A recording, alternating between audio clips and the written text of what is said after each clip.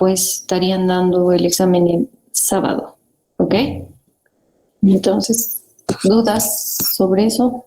¿O ya su delegada les ha comunicado?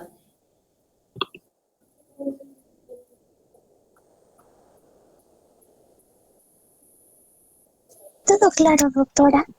Listo. Entonces vamos a empezar hablando sobre lo que es la parálisis de la cuerda vocal. Entonces, como introducción, pues la parálisis de la cuerda vocal puede comprometer la vida del paciente y puede generar gran impacto sobre la vida del paciente. Sabemos que una cuerda paralizada va a alterar la voz, obviamente, ¿no? Y si el paciente pues vive de su voz, va a tener gran impacto en su vida económica, ¿no? Y bueno, un gran impacto sobre la vida en caso de parálisis que puedan producir una obstrucción de la vía aérea, entonces sea urgente o de emergencia, es necesario colocar una cánula de traqueostomía para que el paciente pueda respirar a través de esta. En cuanto a anatomía, pues tenemos que tener en cuenta que las cuerdas vocales, existen cuerdas vocales verdaderas, cuerdas vocales falsas. También la laringe en sí está conformada por los cartílagos que hemos visto, y estas cuerdas vocales verdaderas o ligamento vocal son las encargadas de la fonación, son las que nos dan la voz. Estas se mueven o se aperturan o se cierran gracias a la función de los músculos que luego vamos a ir viendo. También tenemos que tener en cuenta que estas cuerdas vocales van a estar inervadas, o la movilidad se va a dar gracias a la inervación tanto del laringio superior como el recurrente laringio, ¿ok? Y el recurrente laringio tiene gran importancia porque pasa muy cerca a la glándula tiroides. Entonces, cualquier patología de la glándula tiroides puede comprimir el recurrente laringio y puede llevarme por consecuencia a una parálisis de cuerda vocal. Tener en cuenta también que el recurrente laringio del lado izquierdo es más largo que el derecho, justamente porque en el lado izquierdo desciende y va por debajo del callado de la aorta, ¿no? Se introduce a tórax, pasa por debajo del callado de la aorta y asciende. Entonces, a este nivel, tanto cervical como a nivel torácico, este laringio recurrente izquierdo puede verse comprometido también y generar una parálisis de cuerda vocal. Es más, se hablan de aneurismas de la aorta, del callado de la aorta, que pueden comprimir a ese recurrente laringio. Por momentos comprimen, el paciente puede cursar con una disfonía intermitente. La definición, pues, es una alteración en la función de la cuerda vocal. Hay una supresión o disminución de este movimiento, generando un trastorno en la voz. La clasificación vamos a clasificarla de acuerdo a parálisis, de acuerdo a la clínica, ¿no? Vamos a hablar de parálisis falsas, parálisis laringeas, parálisis unilaterales que cursan generalmente con disfonía, parálisis bilaterales, dependiendo si es en aducción o abducción, me va a cursar con disnea o episodios de aspiración repetitiva, y parálisis faringolaringeas. Según la afectación de otros nervios, se la clasifica en puras o asociadas. Según la localización, periféricas o centrales. Periféricas si esos nervios se comprometen en todo el trayecto periférico, como el nombre lo dice, ¿no? Saliendo de lo que es cráneo. Y centrales, existen parálisis de cuerda vocal, que el problema principal es a nivel central, tal vez justo en la protuberancia, en la emergencia del nervio, donde se ve afectada y el paciente puede cursar con parálisis. Puras, pues solo si se presenta parálisis del recurrente o del laringio. Y asociadas, que se asocia a una parálisis de otro par craneal asociado también. Las falsas parálisis laringeas generalmente se da no porque la cuerda se haya paralizado, sino que existe un tumor, por ejemplo, un tumor maligno, que se encuentra al lado de la cuerda vocal y hace que este tumor desplace la cuerda y esta no se mueva libremente o no se mueva normalmente. La cuerda no está paralizada, sino que es el tumor que está comprimiendo y hace que esta cuerda no se movilice adecuadamente. La anquilosis aritenoidea, hemos visto que las cuerdas vocales se articulan en la aritenoides, por detrás. Entonces, esta aritenoides a veces está tan endurecida, tan calcificada, tan anquilosada, que no permite un movimiento, ¿no? Una articulación normal. Entonces está fija y hace que esta cuerda vocal no se movilice. Entonces eso no es una parálisis de cuerda vocal como tal. La subluxación aritenoidea igual, hay una ruptura en la articulación del aritenoides, o sea, al estar rota o fracturada o luxada, tampoco la cuerda vocal se va a mover adecuadamente. Esto probablemente se pueda dar en pacientes que han sido intubados y la intubación ha sido difícil, en la que se haya dañado, ¿no? Las aritenoides, me pueden cursar con una anquilosis aritenoidea o una subluxación aritenoidea. Y las membranas subglóticas o cicatrices, también posintubación muchas veces se generan cicatrices que unen una cuerda con la otra, entonces la fijan y hacen que las cuerdas vocales no se movilicen adecuadamente. Mi paciente puede cursar con una pseudoparálisis, no es una parálisis como tal porque el movimiento está limitado por esta cicatriz, ¿no? Parálisis periféricas, un 90% de las parálisis de cuerda vocal es periférico, pero sí existe un 10% que es el menor porcentaje de causa central. Entre las periféricas, pues hay que ver si es la parálisis a nivel cervical, porque ya les he dicho, ¿no? Esos nervios están en la región cervical, sobre todo el recurrente laríngeo. Entonces pueden existir tumores, sobre todo tumores de la tiroides, ya sea de la paratiroides, paragangliomas, tumores vasculares a nivel cervical, que pueden comprimir o comprometer este nervio y cursar con una parálisis de cuerda vocal.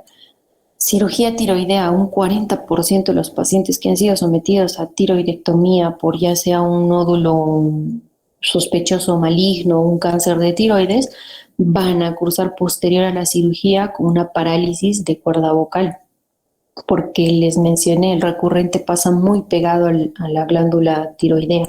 Entonces, cuando los cirujanos de cabeza y cuello entran y operan, tienen que identificar bien esos recurrentes para no lesionarlos o no lastimarlos, porque si tú los seccionas, pues una parálisis irreversible. Pero posterior a cirugía a veces se inflama por la misma cirugía, entonces el paciente puede despertar de la cirugía y cursar 1 a 3 meses con una parálisis por, digamos, inflamación del nervio, que con terapia esto se recupera y el paciente va a estar normal. Posintubación en menos porcentaje, ¿no? Tendría que ser una intubación tan agresiva que te dañe el recurrente laríngeo en realidad, de 1 a 5%. Cirugías de columna, estrangulación, otros hablan también que pueden cursar con parálisis de cuerda vocal, y radioterapia. Pacientes que son sometidos, por ejemplo, a un cáncer de laringe, que son sometidos a radioterapia o sometidos a radioterapia cervical por otro tipo de cáncer, pueden cursar también con parálisis de cuerda vocal. Pero dentro de estas, tiroides, básicamente acá tiroides, ¿no? Ya sea un tumor o una cirugía tiroidea. Y a nivel torácico, pues tumores broncopulmonares, porque hemos visto que el recurrente laríngeo izquierdo entra a tórax. Entonces puede existir un tumor pulmonar que comprima el recurrente laríngeo a ese nivel y cursa el paciente con parálisis. Tumores de esófago y el síndrome de Horner, que les he dicho, ¿no? Que se caracteriza por un aneurisma de la aorta. Entonces, ese aneurisma del callado de la aorta comprime el recurrente y el paciente puede tener una parálisis y entonces cursar con una disfonía intermitente. Y las parálisis centrales, que están en menor porcentaje cuando hay alteraciones a nivel del bulbo, supravulvares, pacientes que han tenido ACV, esclerosis múltiple, pero generalmente afectan también a otros pares craneales, no son exclusivamente de ese par, ¿no? Que sería el noveno. O parálisis extrapirámides cerebelosas como el parkinsonismo, en menor grado. Entonces, frente a un paciente que venga un parálisis con disfonía y yo al examen le veo una parálisis de cuerda vocal, tengo que ver, esta es periférica, es central. Si lo más frecuente es periférica, pues tendré que ver, hacer exámenes para descartar, ¿no? Como es esa tiroides, que es lo principal. Si Si yo ya descarto que a nivel periférico no hay nada, tendré que pensar ya, no será una parálisis central. Entonces, pedir otros exámenes, mandar probablemente al especialista que es el neurólogo para que descarte otras cosas. En cuanto a la clínica, vamos a ver parálisis unilaterales, parálisis bilaterales. Si hay parálisis del nervio recurrente, si es parálisis unilateral, va a cursar el paciente simplemente con disfonía. La voz con poca intensidad, más tiene un componente aéreo esa voz. Y la cuerda vocal tiene una parálisis en posición paramediana. Si es una parálisis bilateral, tendrá que ver si esta parálisis es en aducción completa, cerrada, o en abducción. Si es en aducción completa, hay parálisis obviamente de los abductores porque no están funcionando, entonces no abren la cuerda vocal. El paciente va a cursar con la clínica de disnea, obviamente va a tener dificultad respiratoria severa porque no va a entrar aire a vía aérea inferior. Pero si la parálisis es en abducción, o sea, el que se ha paralizado es el aductor y solo hay un aductor, que luego lo vamos a ver ese músculo. Si hay parálisis de ese, va a el paciente tener muchos síndromes aspirativos, muchos. Entonces, constantemente, cuando quiera tomar agua o deglutir o comer, el bolo alimenticio va a pasarse a través de las cuerdas vocales. El paciente puede cursar con neumonías aspirativas recurrentes, ¿no? Y si es parálisis del laringio superior, es muy raro, generalmente pasan desapercibidas y básicamente la clínica es porque el paciente tiene una voz bitonal y fatiga vocal. Es como que hablan y sienten la voz se les va mientras hablan más. Por eso se dice que pueden pasar desapercibidas. Y si es una parálisis del laringio superior, de los dos laringios superiores, pues va a haber una pérdida en las frecuencias agudas en la voz. Entonces, acá vamos a ver las parálisis de las cuerdas vocales, ¿no? Que se pueden presentar de tres maneras. Cuando es bilateral, la de Riegel, cuando hay una parálisis bilateral en completa aducción. Clínicamente hay una asfixia súbita, una disnea grave. Acá hay que hacer una traqueotomía de emergencia. Esto puede pasar probablemente en un paciente que ha sido sometido a una cirugía de tiroides, como un carcinoma o que el carcinoma haya tomado ambos recurrentes laringios y pues tras la cirugía el paciente cursa con una parálisis bilateral en aducción, ¿no? Una de Riegel. Entonces el paciente obviamente tiene que traer una traqueostomía urgente. La de Gerald hay una parálisis paramediana, se podría decir, no está cerrada por completa las cuerdas vocales, deja un pequeño espacio, entonces el paciente va a tener una disnea inspiratoria grave. Estos pacientes los que pueden presentar este tipo de parálisis son la esclerosis múltiple, la enfermedad lateral amiotrófica, la neurosífilis, traumatismos, desaparición brusca inmediata. Muchas veces la voz es próxima a la normalidad.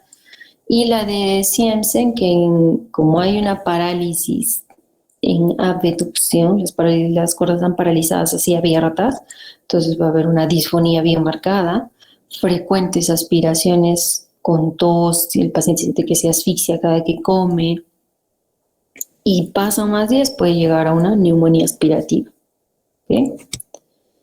El diagnóstico siempre hay que uno es la anamnesis, la disfonía, ¿no? Una disfonía crónica de larga data, hay que preguntar los antecedentes si ha sido operado o no de cirugía tiroidea, etcétera. Hago mi buena anamnesis, paso mi examen físico. En mi examen físico tengo que ver esas cuerdas vocales, ya sea por la laringoscopía indirecta o directa, para ver el movimiento de esas cuerdas vocales. Obviamente tengo que ver la región cervical. Si yo veo a mi paciente que viene por disfonía y veo una cicatriz a nivel cervical, tendré que preguntar debido a que esa cicatriz habrá sido posterior a una cirugía de tiroides, posterior a una cirugía de paraganglioma, etcétera, ¿no? Entonces, hago bien mi examen físico, palpo bien las estructuras a nivel cervical porque tengo que palpar bien esa tiroides. y empiezo a examinar la voz, cómo es la voz, que el paciente me habla, me diga su nombre para ver, ¿no? Qué grado de disfonía tiene, si es leve, moderado, severo, si es una voz bitonal, dos tonos en la voz, etcétera. Mirar bien toda la región cervical. Y una vez que ya he hecho ese examen, pasaré a mi laringoscopía para ver si es parálisis de una sola cuerda vocal, de dos cuerdas vocales, etcétera. Entonces, el diagnóstico básicamente es para determinar la causa, porque yo sé que hay una parálisis. Perfecto, hago mi examen, veo, ahí está paralizada la cuerda, pero yo tengo que determinar por qué se ha paralizado la cuerda. Hay algo más que está comprimiendo ese recurrente probablemente.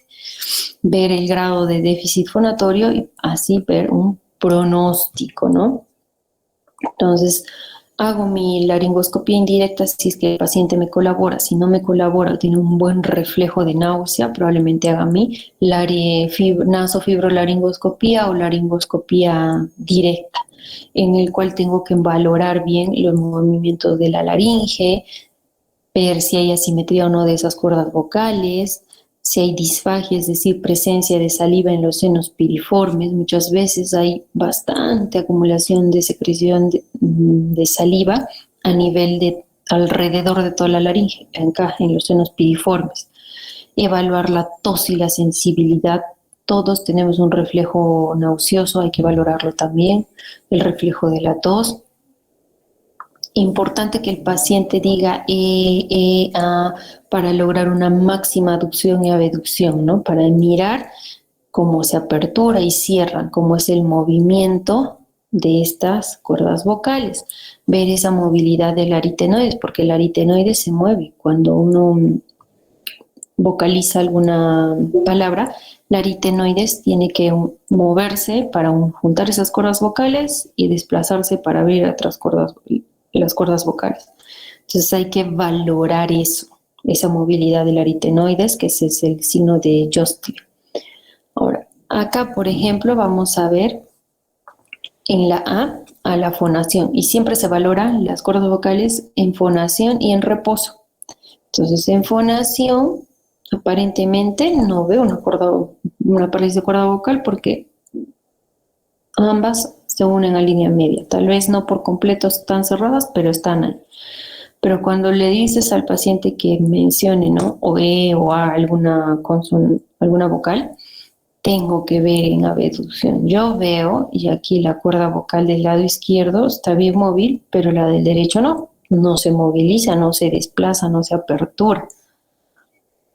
Está en una posición paramediana. Entonces acá mi paciente tiene un parálisis de cuerda vocal derecha. Entonces ya hice el diagnóstico, tiene una parálisis de cuerda vocal unilateral. Entonces pasaré luego, obviamente, a identificar y buscar la causa que está originando que mi paciente tenga esa parálisis de cuerda vocal. Ahora, la laringoscopía directa que estamos viendo, ya sea flexible o con un endoscopio rígido, la laringoscopia directa bajo anestesia es el último paso de evaluación. Generalmente esto se hace sin anestesia. El paciente no está intubado porque yo lo que quiero ver es esa movilidad. Entonces yo tengo que hacer esto en un paciente que me hable, ¿no? Que esté consciente, vocalice palabras para yo ver si hay o no parálisis de cuerda vocal.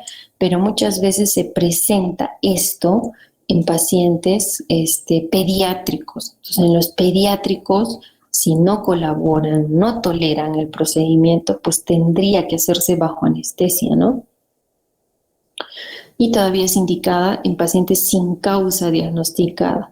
Es decir, si es que un niño tiene parálisis de cuerda vocal que sé que no me va a colaborar para hacer una laringoscopía estando consciente, pero tengo que llevarlo a sala de operaciones, básicamente es para descartar, ¿no? Que no haya sinequias, cicatrices, para ver si esa articulación está fija o no, metiendo una pinza y tratar de movilizar. Si está fija, no voy a poder desplazarla.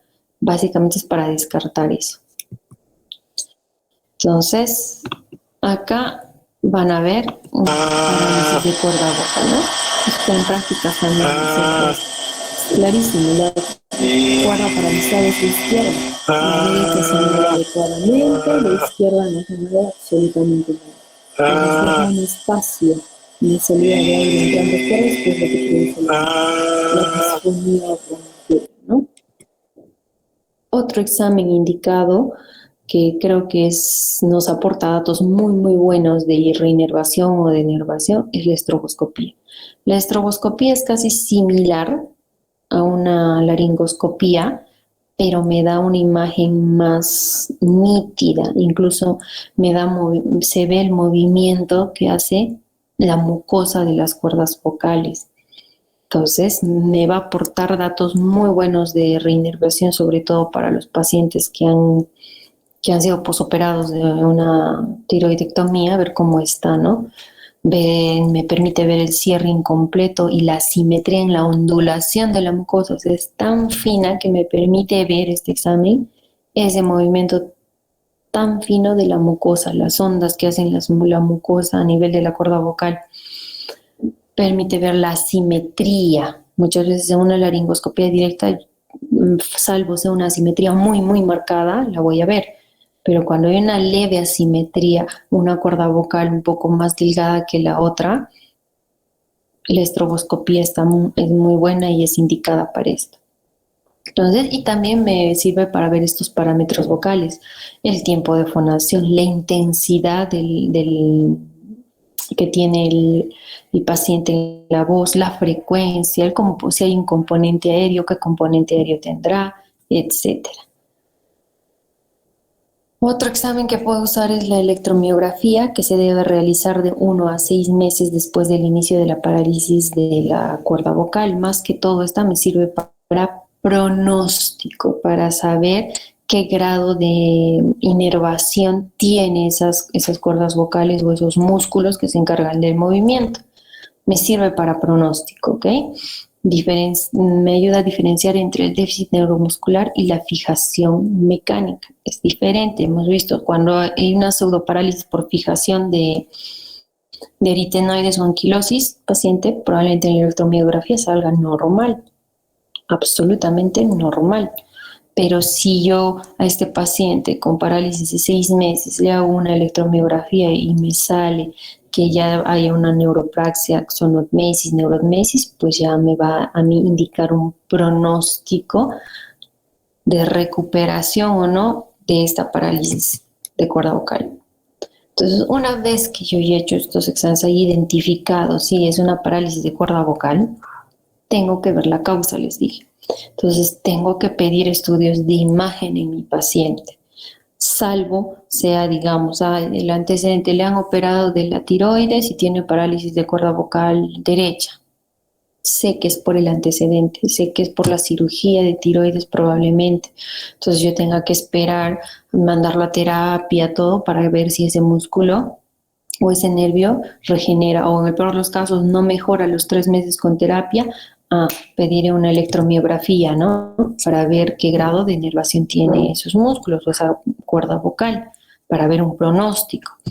Pero si es un paciente que viene por disfonía y yo le encuentro parálisis de cuerda vocal, que no tiene antecedente quirúrgico ni traumático a nivel cervical, ningún antecedente, tengo que pedir, ¿no? Si sé que a nivel cervical y a nivel torácico están estos nervios, tendré que pedir mínimo, digo yo, una radiografía de tórax para ver si hay un cáncer por ahí, una ecografía cervical para ver cómo está la tiroides, si hay un paraganglioma, hay un cáncer de tiroides, hay algo ahí.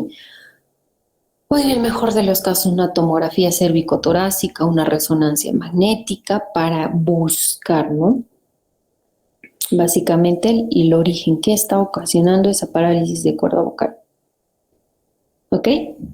Entonces, luego ya pasaré al tratamiento. Una vez que yo he identificado la causa, digamos, si sé que lo más frecuente es patología tiroidea, viene mi paciente por como que hace 2 meses cursa con parálisis, una disfonía, le hago el examen y veo una parálisis de cuerda vocal derecha, pido mis exámenes y le pido mínimo una ecografía y en una ecografía cervical me marca si la tiroides está comprometida. ¿no? Hay un nódulo, hay un tumor, tendré que mandarlo al cirujano de cabeza y cuello, que el cirujano de cabeza y cuello extraiga esta tiroides sin lastimar probablemente tanto ese recurrente laringio, y posterior a eso tendré que dar mi tratamiento dirigido, ¿no? A ver la función bucal, si hay mucha aspiración, si la síntoma principal es la disnea o hay una insuficiencia tusígena. Entonces, la indicación depende del grado de disfunción y demanda por parte del paciente, es el paciente. Muchas veces hay una disfonía tras una cirugía de tiroides muy leve que al paciente no le molesta, pues.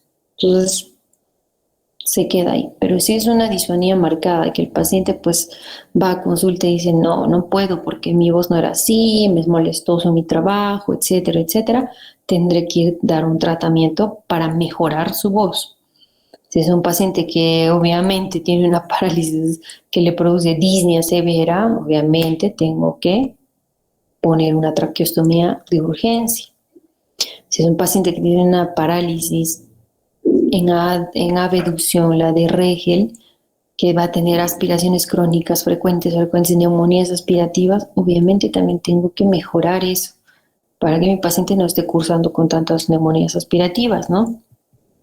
Entonces, para el tratamiento de la disfonía, si el síntoma principal es disfonía, probablemente sea expectante. A veces hay que esperar 6 meses porque puede compensar. Mediante terapia física, lo que se logra es que la cuerda vocal, que sí es móvil, por ejemplo, acabo de bajar el volumen,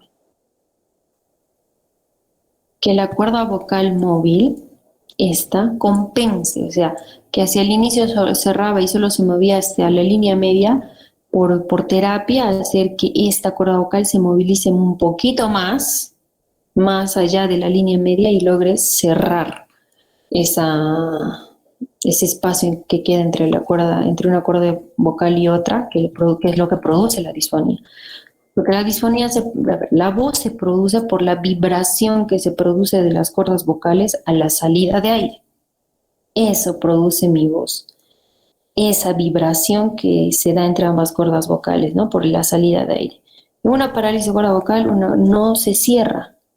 Entonces, como una está paralizada, deja un espacio, entonces el aire escapa. Tiene ese componente aéreo, esa disfonía, y no genera esa vibración normal. Entonces hay que mejorar eso, ¿no?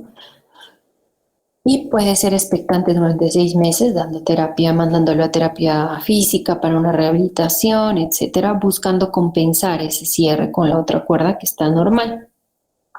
Ahora, también puede hacerse una terapia o derivarlo al foniatra para que tenga mejor control de la respiración y el soporte aéreo.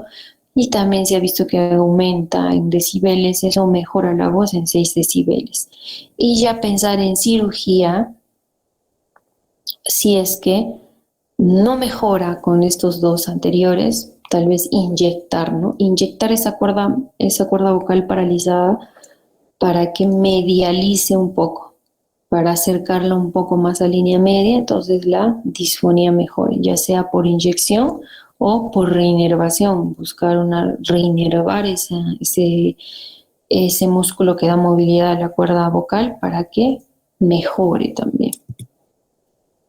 El tratamiento de inyección, ese inyectable que les he dicho, puede ser con teflón, grasa, colágeno, gel foam. Existen inyecciones laringeas de Botox, justamente para medializar más esa cuerda vocal. Se usa en obstrucción laringea no grave, síntomas respiratorios relacionados con esfuerzos, una duración de 2 a 4 meses. Tiene una duración de este inyectable de 2 a 4 meses. Eso quiere decir que cada 6 meses hay que seguir infiltrando, ¿no? Para medializar más esa cuerda. Y en cirugía, pues la medialización básicamente para grandes defectos de cierre. Si los defectos son grandes, o sea, deja un hiato entre cuerda y vocal y otro muy amplio, ahí se utiliza esa técnica de medialización. Se implanta una prótesis para medializar esa cuerda vocal. Entonces, acá van a ver en este video cómo es la infiltración. Digamos, la parálisis es en esto. Entonces ahí por laringoscopía están medializando, están infiltrando esa cuerda vocal. Entonces es como que la hacen más gordita, la medializan un poquito más. Entonces esta cuerda vocal que está buena, al cerrarse no logra contactar con la otra. Entonces mejora la disfonía, ¿no? La medializa, entonces mejoramos la disfonía. Pero esa infiltración pues es cada 4 o 6 meses. Se puede hacer no necesariamente en sala de operaciones, puede hacerse en consultorio. A través cervical uno mete el laringoscopio, señala la cuerda vocal y el otro doctor ubica, ¿no?, su anatomía a través del cuello, cartílago tiroideo, cartílago cricoideo, marcan un espacio y ¿no?, ingresan por la membrana cricotiroidea, el inyectable, y se ve ahí que alguien está ingresando una aguja y va directamente, infiltra. ¿Ok? Y pues la reinervación laringea por transposición de un pedículo neuromuscular. Cuando la cuerda vocal está en posición medial o paramedial, restablece la abducción estimulando el músculo tiroaritenoideo o cricoaritenoideo externo. Hay una anastomosis con el asa del recurrente, va a ayudar, ¿sí? Esta técnica ha sido descrita en 1976. Restaura la vía aérea sin afectar la calidad de la voz de 6 a 12 semanas.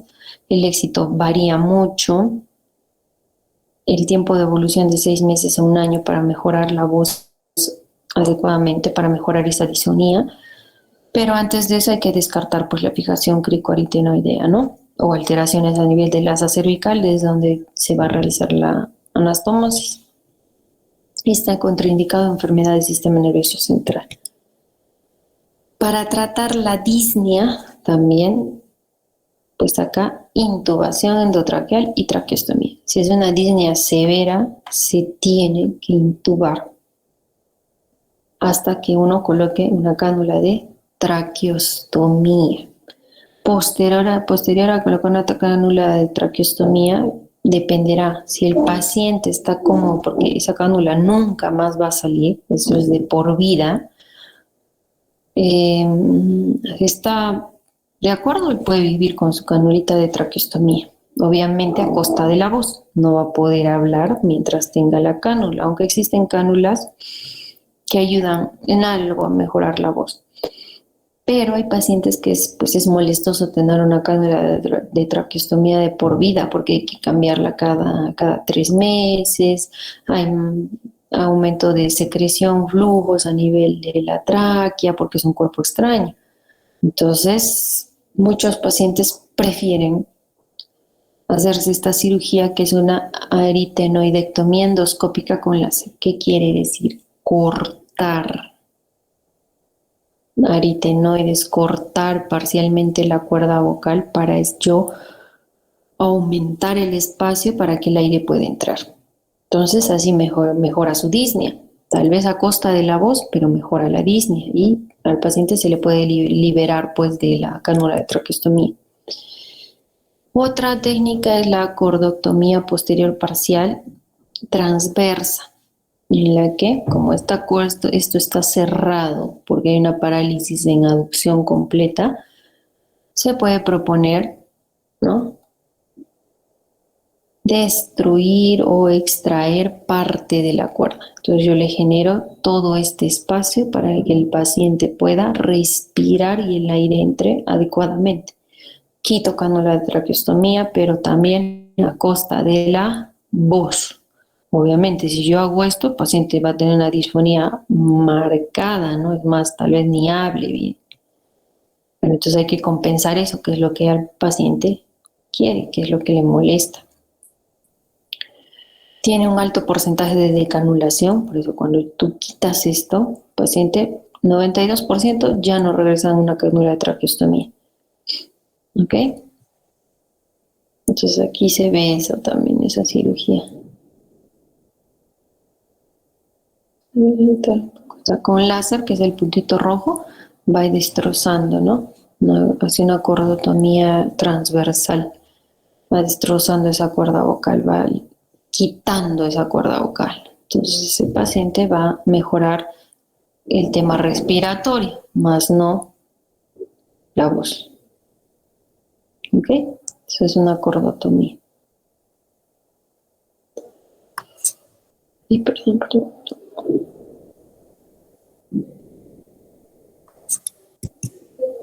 Y el tratamiento de aspiración crónica, básicamente la aspiración se da por una incompetencia faringolaringea. Se puede usar una traqueostomía con balón, se puede usar una prótesis glótica para que cierre más ese espacio y evite la entrada de bolo alimenticio a la vía aérea inferior. Se puede hacer un cierre laringio supraglótico o una diversión laringea.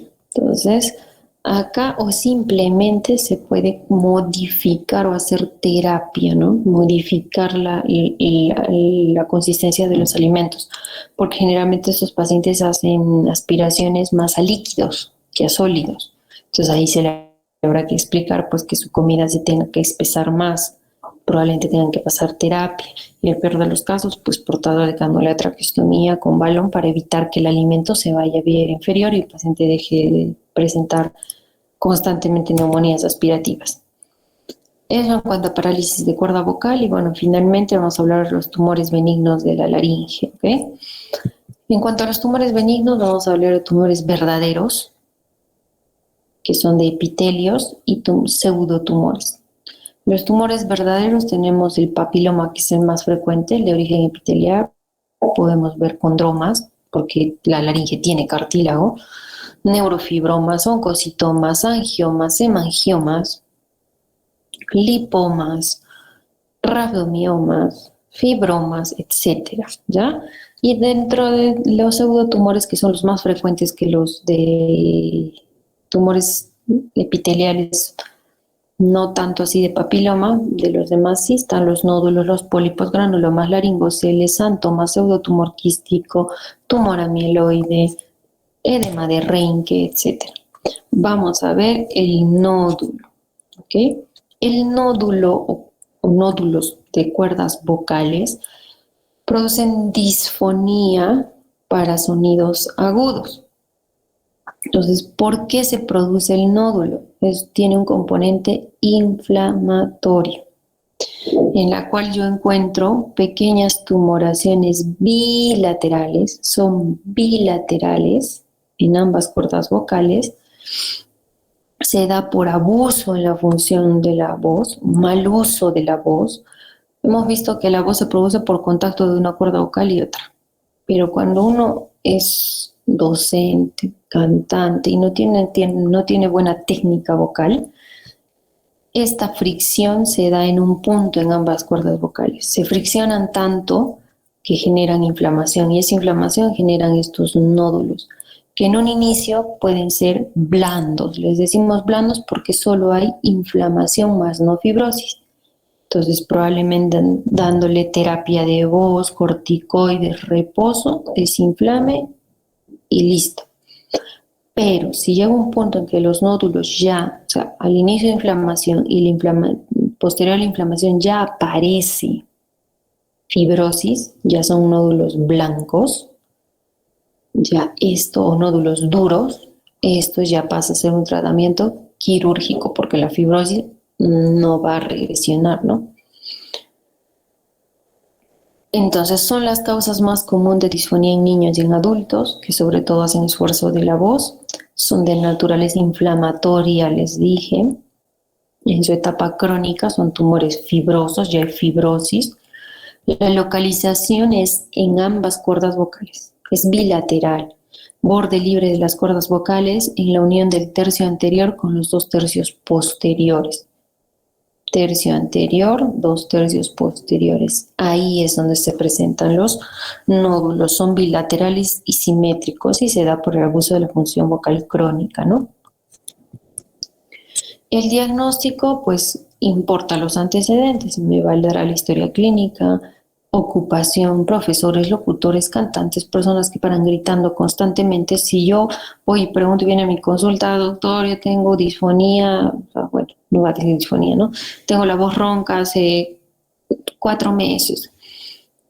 ¿A qué se dedica? Yo soy profesor. Entonces me va a llevar a pensar más, esto puede ser un nódulo, que pensar en cáncer, ¿no? Probablemente.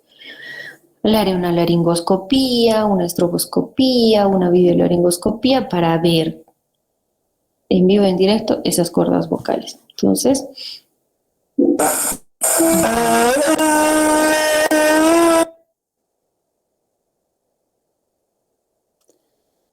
este es un paciente que tiene... Es una cantante que hay tanta fricción entre una cuerda vocal y otra que ya generó un nódulo, ¿no? Y después del tratamiento, ya sea quirúrgico o médico, dependerá de qué nódulo tenga. Esta es la estroboscopía, esa es una estroboscopía, se ve ese movimiento ondulatorio de esa mucosa de las cuerdas vocales. Entonces ahí ya no hay tratamiento, ¿no? El tratamiento entonces puede ser médico quirúrgico, médico, reposo vocal, apoyo con el foniatra para que nos ayude al paciente a hacer adecuado uso de su voz. Si trabajamos otorrinos y foniatras a la vez, el paciente va a recuperar la voz en un 80%. 80% de los pacientes van a llegar a recuperar su voz normal. El tratamiento quirúrgico es mediante cirugía laringea o microcirugía laringea, con anestesia general obviamente. Se puede usar láser o puede ser técnica fría, en la que consiste extraer esos nódulos ya fibrosos, ¿no? En cuanto a pólipos, pues el pólipo también es de naturaleza inflamatoria. Se presenta en el borde libre de la cuerda vocal, en la unión del tercio anterior y el tercio medio. El otro era dos tercios, tercio anterior con 2 tercios posteriores. Acá el tercio anterior y el tercio medio. Casi igual. Existen tipos, pueden ser translúcidos pedunculados, edematosos fusiformes, angiomatosos generalizados. Generalmente el pólipo es unilateral, es en una cuerda vocal, no es como el nódulo que se presenta en su gran mayoría, bueno, es siempre bilateral. El pólipo casi siempre es unilateral, casi siempre digo, no siempre. Entonces acá, este paciente tiene un pólipo hemorrágico, que es este, por sobreesfuerzo de la voz, y un pólipo más pequeñito, ¿no? Chiquitito. La etiopatogenia, mal uso de la voz también. Se presenta como una masa redondeada, monolobulada, multilobulada. En las lesiones antiguas, si es un pólipo ya antiguo, ya puedo encontrar componentes de fibrosis, etc. Tratamiento de un pólipo, pues, el diagnóstico lo mismo, laringoscopía, estroboscopía, veo el pólipo, diagnóstico, la clínica obviamente la disfonía, tratamiento, microcirugía laringea para extracción del pólipo. Entonces, acá también el paciente con disfonía, que es la voz ronca, de 3 meses de duración. 3 meses con disfonía, le hacemos una laringoscopía. Y en la laringoscopía se encuentra un pólipo de cuerda. Cuando el paciente quiere hablar, este pólipo evita el cierre adecuado de la cuerda vocal y presenta la disfonía. Otro es el granuloma. El granuloma es un pseudotumor producto de un trauma continuo. Básicamente este sí se encuentra en el tercio posterior. ¿Por qué un trauma continuo? Pacientes que han sido intubados constantemente o han tenido una intubación prolongada, hay que tener en cuenta que el tubo endotraqueal se apoya justamente en la comisura posterior. Entonces, al apoyarse puede generar heridas, lesiones que evolucionan a granulomas. Por eso se dice que es una secuela de intubación prolongada, ¿no? Que produce una erosión por contacto, una úlcera por contacto, debido a la permanencia prolongada. Entonces, es por eso también que se dice, si un paciente que va a entrar a UCI intubado y el de UCI valora su estado y él cree que este paciente va a tener una intubación prolongada por el cuadro de fondo, tal vez él dice, no, este paciente va a estar más de un mes intubado porque no va a salir todavía de su cuadro, ellos piden traqueostomía justamente para evitar esto. ¿Qué es la traqueostomía? Colocar una cánula de traqueostomía se hace un agujero en los primeros anillos traqueales y se coloca ese dispositivo para evitar ese daño que produce la cánula, el tubo endotraqueal. Entonces, cuando los de UCI ya saben que este paciente es para intubación prolongada, piden, lo ideal es pedir en la primera semana o entre los primeros 21 días, piden. Se solicita a cirugía de cabeza y cuello o a otorrino que le haga una traqueostomía, porque este paciente va a tener un cuadro prolongado, ¿no? Una permanencia prolongada en UCI probablemente, y va a estar ventilado por todo ese tiempo. Entonces el diagnóstico tiene que existir la clínica de un antecedente traumático, probablemente la intubación. Hoy en día hay harta secuela de esto post-COVID. Todos los que han estado en UCI post-COVID han estado intubados de manera prolongada y podemos encontrar esas lesiones, ¿no? O pacientes con enfermedad de reflujo gastroesofágico. El reflujo gastroesofágico hace que el ácido venga, como el esófago está acá detrás de las aritenoides, de entrada al esófago. Cuando hay reflujo, entra el ácido y quema constantemente la cera, quema, inflama, lesiona. A nivel de la comisura posterior, el paciente puede tener un granuloma. El diagnóstico, pues igual, ¿no? Hago una laringoscopía y veo esa imagen en comisura posterior. La clínica, disfonía, a veces dolor, a veces una notalgia refleja, hablan unos, y el tratamiento, pues tratar, si es un reflujo, tratar la enfermedad de reflujo gastroesofágico. Si no fue reflujo, fue consecuencia de la intubación, probablemente una microcirugía laringea para extraer ese granuloma. Otro tumor benigno, pues el laringocele, ¿no? El laringocele es una hernia de la mucosa laringea a nivel del sáculo a apéndice del ventrículo. Acá hay una hernia. El ventrículo es este. Entonces hay como una hernia. La mucosa se hernia y cae sobre las cuerdas vocales. El paciente puede tener disfonía, tal vez un poco de disfagia, si es muy grande, cierto grado de disnea.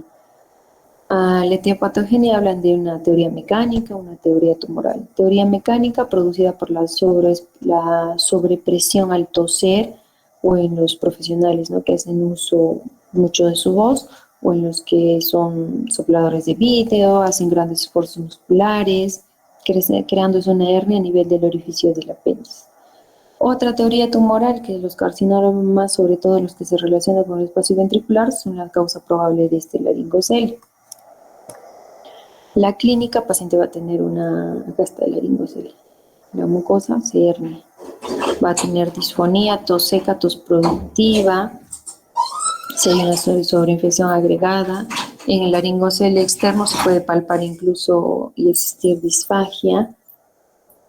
A ver, un rato, chicos. Y aquí en seguridad no. ¿Qué colocarle seguro? Sí, pájalo, no va a poder sin allá. ¿Y lo dejo dónde? En la puerta de entrada al policía. Ahí, ya. Chao. El diagnóstico, pues, son exclusivos del sexo masculino y hago una laringoscopía, puedo hacer una radiografía cervical y yo voy a ver esa protrusión, ¿no? De la mucosa.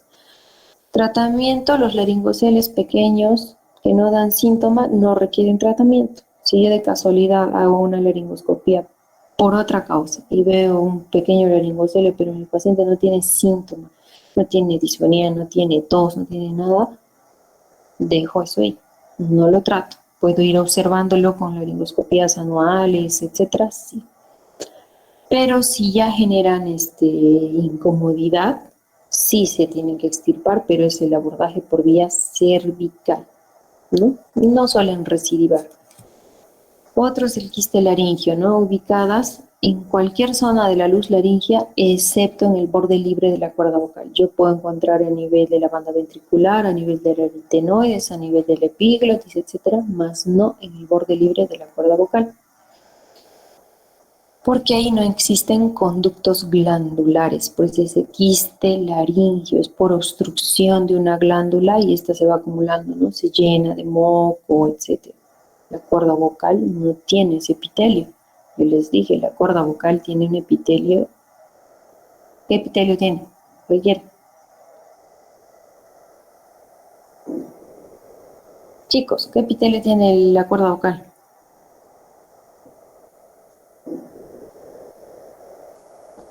¿Están presentes o estoy hablando solita?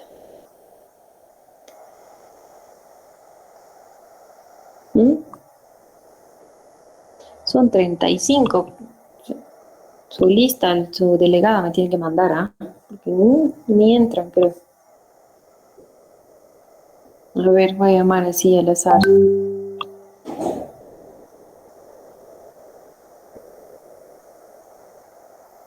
Luis Manuel, ¿está Sí, presente? doctora. Sí.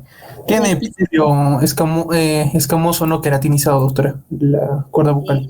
Eso, estratificado no queratinizado, entonces nunca voy a encontrar en una cuerda vocal un quiste laringio, porque el quiste laringio se da en epitelios cilíndricos o cúbicos con glándulas, entonces nunca voy a encontrar un quiste laringio en cuerda vocal. Pueden haber quistes canaliculares o quistes saxiformes. Los canaliculares son los quistes laringeos más frecuentes, también suelen ser asintomáticos y estos sí se extirpan mediante microcirugía laringea. Y los saxiformes, el síntoma más común es la ronquera o la disonía y también se trata con resección quirúrgica, ¿no? Y el edema de Rinke, el famoso edema de Rinke. Factores de riesgo para desarrollar un edema de Rinke: sexo femenino, tabaco, abuso vocal y reflujo gastroesofágico. Entonces, paciente que sea fumador, paciente que tenga reflujo gastroesofágico, que sea mujer, que haga un mal uso de la voz, tiene más riesgo de desarrollar el edema de Rinke. Entonces, acá va la fisiopatología. Mal uso de la voz o abuso vocal genera presiones subglóticas elevadas que va a generar una mucositis inflamatoria, una inflamación de toda la mucosa que cubre estas cuerdas vocales. Si el paciente aparte fuma y tiene reflujo gastroesofágico, hace más carraspera, más tos, entonces aumenta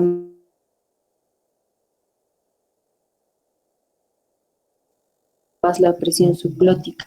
Aumento más de la presión subglótica, mayor trauma vocal, más inflamación, se llega a distender la capa superficial de la lámina propia y del epitelio, más inflamación, aparece aumento del tamaño de las lesiones al aumentar la permeabilidad escolar, es decir, que aumenta más la inflamación, más flujo sanguíneo, más inflamación, y eso se hace un círculo vicioso, ¿ok? Entonces, si yo no trato los factores que han desencadenado, probablemente no llegue a un buen tratamiento de mi paciente, ¿no?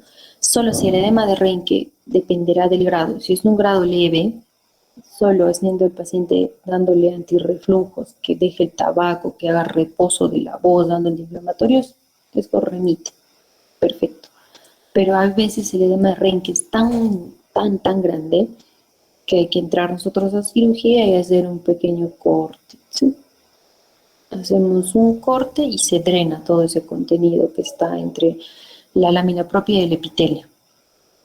Y obviamente posterior decirle que no tome, que controle esa gastritis, que no fume, que repose la voz para que no vuelva a formar un edema de Rinke. El xantoma pues es una neoformación de color amarilla histológica caracterizada por células espumosas. El diagnóstico diferencial con los quistes, los tumores y la laringitis es difícil. Quien me va a dar el diagnóstico netamente es histopatología. Si yo veo una tumoración y la porción posterior acá no tiene el aspecto de pólipo, pero no sé qué es, me parece quiste, puede que sea quiste o puede ser otro tipo de tumor, pues hago una extracción y mando a patología. El patólogo me va a decir si es un santoma o qué es, ¿ya? Y el tratamiento, pues, es la exéresis del propio. Y el papiloma es el único tumor epitelial que es bien frecuente, o producido por el VPH, virus del papiloma humano. El crecimiento que las lesiones que produce son lesiones tipo verrugas, parecen como coliflor, pueden ser una o varias lesiones que van a ir creciendo progresivamente y tienen su origen de una infección viral, ¿no? Por el VPH, que puede ser latente o activa. Entonces, los serotipos 6 y 11, sobre todo, pacientes que aparte fuman y toman, mayor riesgo de que este papiloma malignice, mayor riesgo. Entonces, muchas veces, si yo encuentro papilomas laringeos, buscar a nivel genital, ¿sí? Sabemos que el hombre es portador del VPH, no padece la enfermedad, pero es portador. Quien la padece es la mujer, ya sea a nivel genital o a través del sexo oral, pues ahí llega el papiloma a la laringe. Entonces, por eso, chicos, el mejor método anticonceptivo, preservativo, porque preservativo, aparte que te evita embarazos no deseados, te evita estas infecciones, ¿no? VIH, todas las ETS, te evita adquirir una ETS. Entonces, ahora, si este papiloma se presenta en edad muy pequeñita, o sea, el papiloma juvenil que le decimos, es de peor pronóstico, ¿ya? Entonces, epidemiología, riesgo del 1,8% de madres con condilomas en el embarazo, es decir, si la mamá está embarazada y no hace su chequeo para ver cómo está, ¿no? A nivel de cuello, si hay papiloma, no hay papiloma, y da a luz teniendo ahí el papiloma activo, parto normal, su niño adquiere papiloma y son estos niños que hacen una papilomatosis juvenil terrible. Son niños que nacen a los 3 4 años, su pobre laringe lleno de papilomas. Hay que entrar a sala, hay que extraer. Otra vez recidiva a los 3 4 años, otra vez, pobres niños, ¿no? Operarlos a cada rato de papiloma, papiloma, papiloma. Para evitar eso, ahí van los controles prenatales. La mamá es la que tiene que controlarse. Si uno identifica papilomas en una gestante nunca va a dar parto normal, cesárea, para evitar esto en el pequeño. Por eso es que la cesárea reduce de forma significativa el riesgo. Y el primogénito tiene el riesgo más elevado de adquirir este virus. Entonces, hay el papiloma juvenil, que ocurre en pacientes de 5 años o menores. Ustedes se imaginan a un bebé de 2 años con tal cantidad de papiloma. Pobre bebé, ¿no? Su calidad de vida, todo se modifica, todo porque no controlaron adecuadamente o la gestante fue tan inconsciente que ni le importó. Y eso pues no lo ven las parteras en su serum. Hay muchas que se resisten, muchos en pueblos lejanos que se resisten todavía a ir a un puesto de salud, a un centro de salud. Muchos quieren dar en su casa con su famosa partera. Pero esto la partera no lo sabe, pues, ¿no? Y si se presenta de forma adulta, generalmente se da en la tercera década de la vida. ¿Por qué? Por las relaciones sexuales, ¿no? El famoso sexo oral.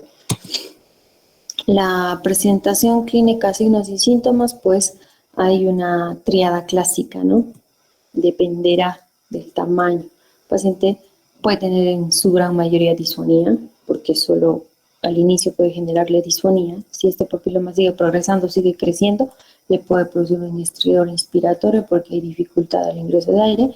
Y si este papiloma sigue creciendo, disney. El paciente va a tener cierta dificultad respiratoria porque está cerrando el espacio glótico, se está cerrando la entrada de aire. El tratamiento obviamente es quirúrgico, hay que extraer el papiloma, pero para evitar una recidiva muy constante, porque el papiloma va a recidivar más en los niños que en los adultos, hay que muchas veces se coloca, se infiltra ese tejido que yo he extraído podemos infiltrar con Avastin, Cidofovir, 5-fluoracilo para evitar una recidiva muy rápida. Otro tumor, los angiomas, que son tumores de tipo vascular, el angioma infantil que tenemos acá, localizado en la región subglótica, más en el sexo femenino, y en los adultos se localiza más en la glotis y la región supraglótica. La clínica muchas veces son asintomáticos al nacimiento, dependiendo del tamaño pueden generar disnea, estridor respiratorio. Acá vemos, ¿no? Esa glotis tan chiquitita, este es de un niño. Llega a nivel subglótico, debajo de las cuerdas vocales, una tumoración vascular, una tumoración de color roja, es un hemangioma probablemente.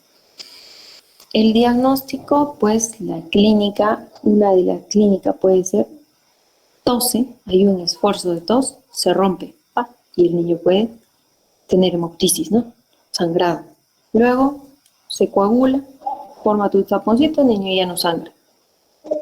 Entonces, justo un caso de este niño en el seguro, un niño que constantemente la mamá dice que cuando su niño se esfuerza, bota sangre. Estaban preparándolo para la laringoscopía, para ver si es un hemangioma subglótico. Bueno, el diagnóstico, la clínica, una tomografía, la laringoscopía, etc. El tratamiento, se puede dar tratamiento médico, que es corticoides sistémicos. Algunos pueden resolver solo con corticoides, darle radioterapia o en peor de los casos pues una cirugía, ¿no? Pero una cirugía previa, traqueostomía.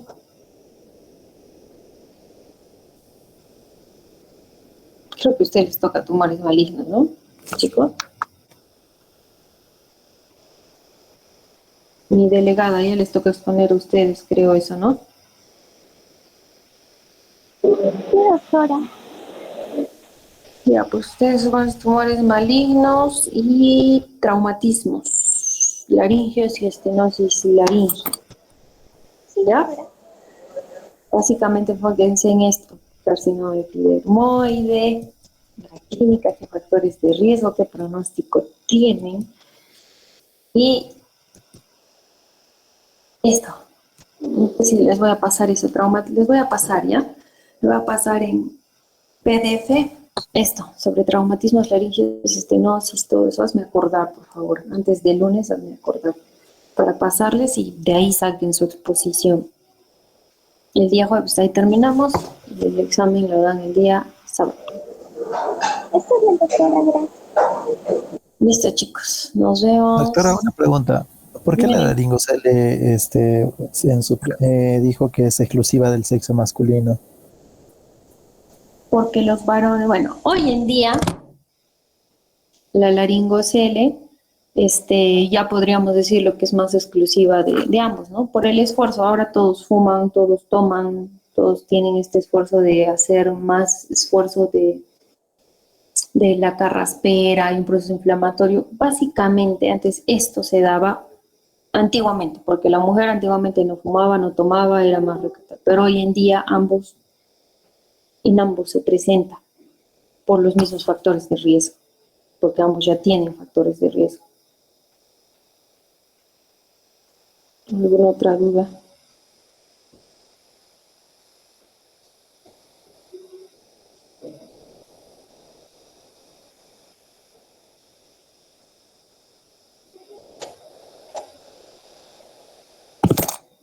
Está listo, chicos. Dejamos las clases acá, nos vemos el día... Bueno, ya no nos vemos hasta el examen. El examen lo voy a subir el sábado. Y el próximo, de este jueves al próximo, bueno, este jueves van a hacer ustedes, por favor, la exposición. Yo no voy a estar. Yo me voy a México a un curso, entonces le estoy dejando cargo a su delegada para que los controles. Si yo puedo conectarme, me voy a conectar a su exposición, pero por favor exponga, porque de todo esto va a entrar su examen. Y el examen lo han realizado y ya las clases las retomamos el próximo jueves ya para hablar de la tercera unidad, que es oído, básicamente. ¿Ya? ¿Listo? Está bien, doctora, gracias. Gracias, doctora. Gracias, doctora. Buenas tardes. He grabado esta clase, no me han hecho